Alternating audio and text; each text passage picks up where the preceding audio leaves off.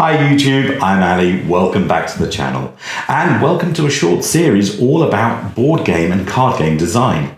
In fact, this is specifically about the birth and development of board game ideas, and today I'm going to be doing my very first interview with a game designer who's taking two games to market through a publisher. We're going to be talking about his methodology, his process of how he goes through developing and shaping a game idea. But first, it's time to demand those subs.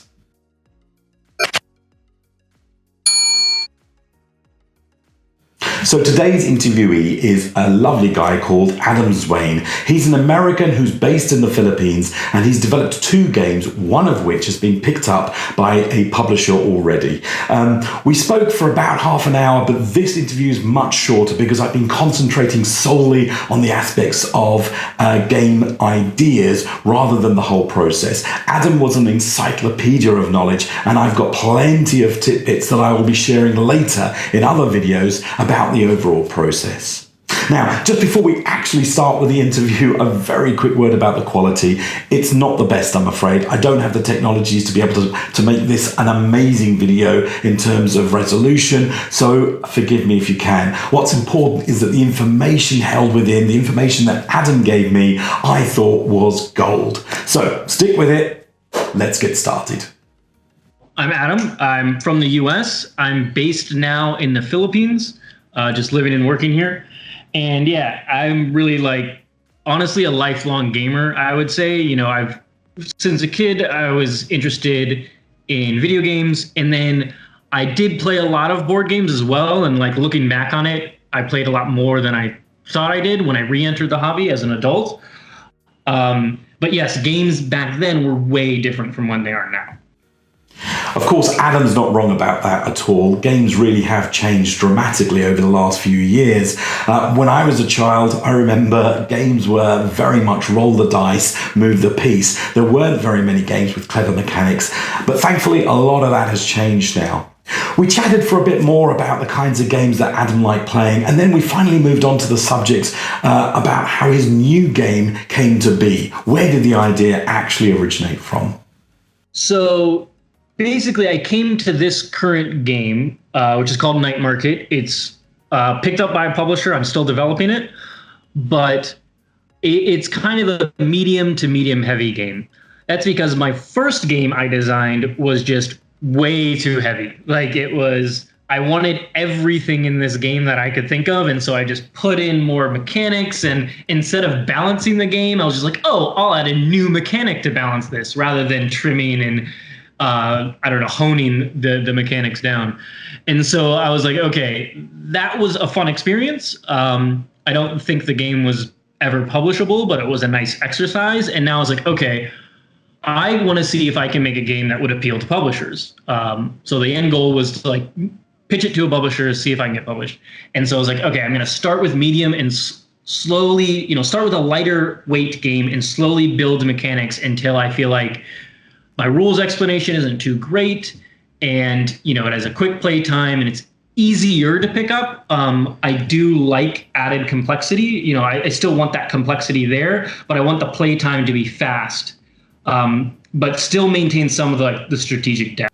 Now, this idea of starting simple and developing complexity may sound obvious now, but I called it out because I knew that I'm the kind of person that would absolutely be prone to over-developing and adding way too much into my game right from the get-go. I wanted to be able to understand what Adam did and how he approached this idea of starting simple and adding complexity.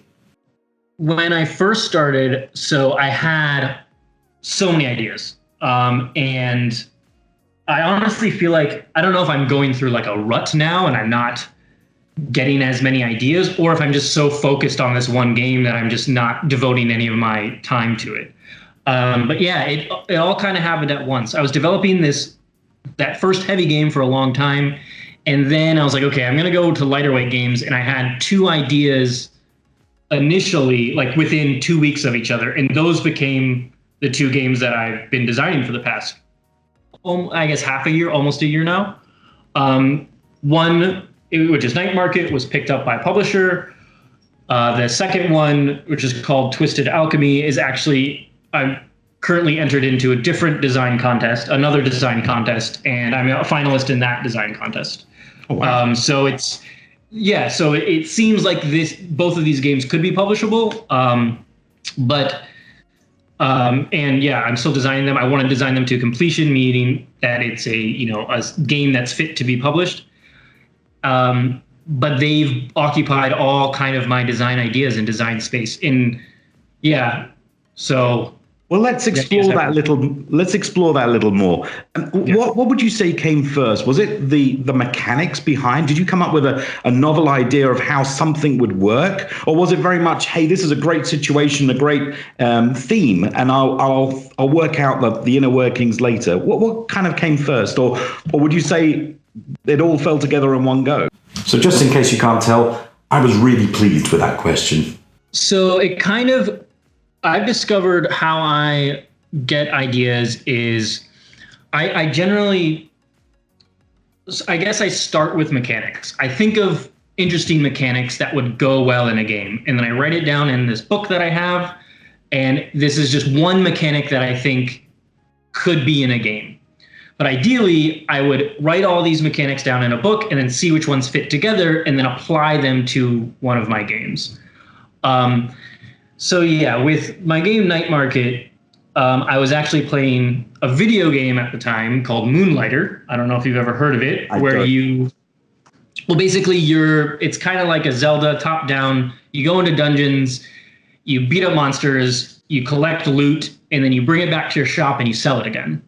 And I was like, oh, this would be a really cool board game. But I was like, I don't know how you would do a shop thing because the customers like browse around your shop and they move around and they, some of them just leave. Some of them actually want to buy something. But I was like, oh, that would be a cool idea. So I was like, okay, think of that. That was in the back of my head. That would be a cool mechanic for a board game. And then I was actually reading a rule book of another game. And a lot of my inspiration comes when I'm reading rule books for other games. And I'm like, oh, how could I tweak this mechanic slightly to make it a little more interesting to myself? And so the game that I was reading was Keeper by Richard Breese in the Key series.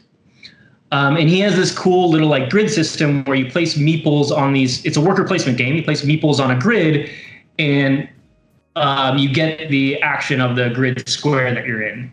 So I was like, oh, this is really neat. And then I thought of a mechanic where you're kind of, when you place your meeple on the grid, you can get bonuses based upon the adjacency of your other meeples that you place. So it kind of works like Connect 4 or Tic-Tac-Toe. You're trying to get 3 in a row, 4 in a row, but also prevent other people from doing that because they'll get the benefit. And so I was like, okay. And then I combined that idea with the shopkeeper idea that I had from Moonlighter. And then the theme kind of came together. Okay, I used to live in Taiwan. I love Taiwanese night markets. So I'm going to make it about a night market. So you gather the items you're going to sell by doing this tic-tac-toe pattern-like matching. And then at night, you have a simultaneous phase where customers come in and pick up all those goods. So once I had these 3 mechanics, everything just started flowing together. And it kind of snowballed into picking up all the other mechanics and how it would work. And then I had a pretty full game even before I had any other components cut out or anything. The idea of taking existing mechanics, game mechanics, and tweaking them slightly for your own purpose, that was a revelation to me. Up until now, I really did truly believe that everything I produced had to be completely unique. But of course, that can't really be the case. If I look across the industry, I can see games like Dominion, who pioneered a certain mechanic for card play. Well, its ideas have been used over and over again in multiple other card games with small tweaks. Dominion pioneered the way forward with a development of a new mechanic, but it didn't stop other companies, other developers using those ideas for their own games. Now, I want to state again that Adam is not saying copy another game's idea wholesale. In fact, he's going to reiterate that right now. again, I want to reiterate, don't copy someone's game exactly. Sure. No one's going to like that. But I think, and what I try to do with my games is the fusion of mechanics that have never been used in tandem before. And if you can do that elegantly in a way that makes sense and just works, it's going to be really that. Even though no single mechanic is novel, it's going to feel like an innovative thing. Again, going back to Richard Brees in the Key series, Keyflower, I thought, did this amazingly. Tile placement, auctions, worker placement, and pick up and deliver, yet these are not novel things, but they all just flowed so perfectly. And each thing, worker placement was timed with your currency. It was the currency and how you conduct auctions, and it was also your workers that you place on your tiles. So it was just brilliant. And so that's kind of what I try to do is, okay, I take worker placement, tweak it slightly, and then take another pick up and deliver mechanic, maybe tweak it slightly, and then bring it in a package that feels new. Now, what I really liked about this approach is that it seemed very modular. It allowed you to alter, add, remove mechanics as you wished to develop that complexity. If it was too complex, you took stuff away or refined the mechanic you had added. If it was too simple, you could add levels of complexity. In fact, Adam then went on to say, that's how I've started to design games, is make them extremely modular. So add one mechanic at a time that could easily be subtracted or substituted. So it makes the design process a lot easier if you're able to pull that off. Yes, the base mechanics, some of them are going to be integrated and you can't just take one away. But if you can make it modular like this, it makes it so much easier. And then also if actually it was yesterday, I talked to my publisher again. We played the game on Tabletopia. I had been developing all these new things that we were both working on together. And he's like, okay, I like this, I do not like this, and I like this. I was like, okay. And so I was a little overwhelmed because I had to redo a lot of the game.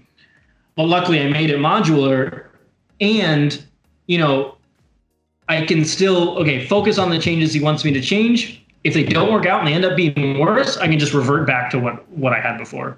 Or if it's overdeveloped, I tend to overdevelop at first to make it more complicated, then cut it down. That also works too. Overdevelop it, add all these modules, and then maybe 2 out of the 3 new ones work. So chop one off, and then you get 2 new things that work well. Now, I said before, Adam really was an encyclopedia of knowledge, and he was incredibly generous, both with his time and with that knowledge he was able to impart to me and share with me his own experiences, his own process. I am truly, truly thankful for that mechanism of development, that modular approach. I think is really going to help me, at least, in tackling my first game design ideas. Now, we talked for quite some time. Like I said, it was about a half an hour conversation. We talked about a number of different topics. But for this interview, I'm going to round off with my final question to him, which was really that cliche about if you only had one thing to offer, a budding developer, a budding designer of games, what would it be? And this is what Adam said. Okay, this is kind of what a lot of publishers have told me, and it's quite hard, and it can seem quite harsh as well. But you need to make sure that your idea is, innovative enough and has enough hook, but is still distinguished from anything else that's out there. So you can't just have a game that's okay, this game is like another popular game on the market, but better. This game is Carcassonne, but better. You don't want that, because people have played Carcassonne, they might be sick of it. You need to think of something that, this is a tile-laying game, but it is significantly innovative. It's done something that no one else has done before, and it's in a really fun and just cool, engaging way that will get people interested. I guess that's the advice, or that's the kind of guideline I lived by and I designed my game on. Everyone's design thing is different. I understand that, so you might not agree with me, or it might not work for you. But that's what I use. It needs to be innovative. It needs to do something that no one else has done before. And that's what my whole goal was to do in designing this game. So yeah, I guess. Adam, I think that's great advice. I really appreciate it. Listen, we've been chatting for just over half an hour now. I think we need to wrap things up. I want to say again, thank you very, very much. You really don't know me, and it's been very kind for you to even answer my Reddit request. So I really appreciate it. Yeah, thank you very much. And we're going to be seeing Night Market soon, I hope. Okay, yeah, sure. Maybe I should kind of plug it now. Absolutely. So yeah, Night Market. Hopefully soon. It's either 2020 release, 2021. That'll be on Kickstarter. My publisher is called Talon Strike Studios. So you can look them up. They have a few. They'll have Kickstarter games between now and when Night Market eventually releases. But yeah, it should be within the next year. And then hopefully I'll have some other games I'm working on too. And hopefully you'll hear about it. So that's our interview. I really enjoyed my time with Adam. And again, I want to say thank you for both the time he took out of his day to speak with me and for the sharing of the generous sharing of that information, which I know I and many others are going to find very, very useful. I will put references in my description, any links to Talon Strike Studios, to Night Market, Twisted Alchemy that I can find. So if you want to know a bit more about Adam or his game design ideas, I'll be linking those in the description. But for now, and until next time in the next interview, bye-bye YouTube. Take care.